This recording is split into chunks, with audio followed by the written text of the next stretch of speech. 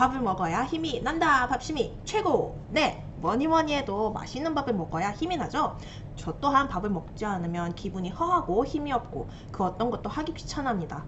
인도네시아에서는 쌀밥이 없는 식사를 하는 것은 아직 밥을 먹지 않은 것이라고 할 정도로 밥심이 강한 나라인데요. 인도네시아보다 더 강한 밥심을 가진 나라가 또 있으니 바로 대한민국입니다. 그 전에 안녕하세요. 반갑습니다. 저는 약 26년 동안 대한민국과의 인연을 이어가고 있는 인도네시아에서 온 킴벌리입니다.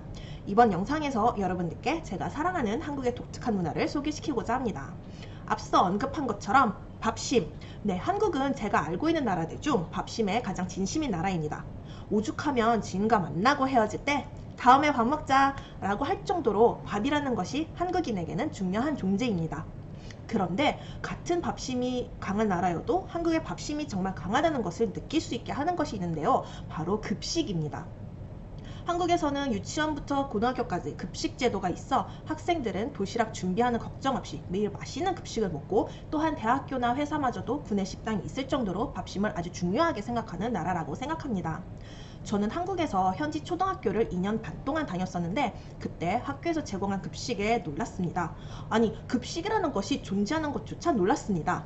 인도네시아 초등학교를 다녔을 때는 하루 용돈을 받아서 학교에 있는 구멍가게에서 군것질을 하는 것이 전부였고 도시락을 싸는 것도 흔하지 않았습니다. 그래서 한국 학교에서 급식이 있다는 것이 그저 놀라웠고 매일 기대가 되었습니다.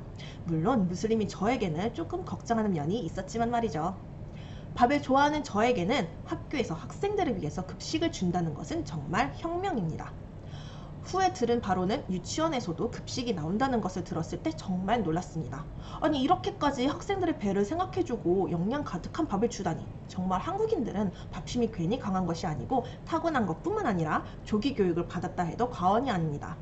지금도 사실 어른이 되고 직장 생활을 하면서 한국에 있는 회사들이 부러울 때가 있는데 다름 아닌 구내식당. 점심으로 뭐 먹을까 고민 없이 바로 구내식당 가기만 하면 되는 것이 바쁘다 바빠 현대사회에 정말 필요한 것이라고 봅니다.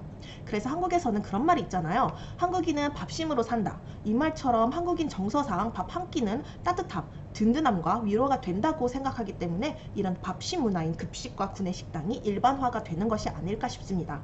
그리고 이런 밥심 문화가 부모님들의 도시락 걱정을 덜어줄 뿐만 아니라 공부에 지친 학생이 힘을 더 낼 수 있고 매일 급식이 기대돼서 학교에 더 열심히 다니지 않을까요?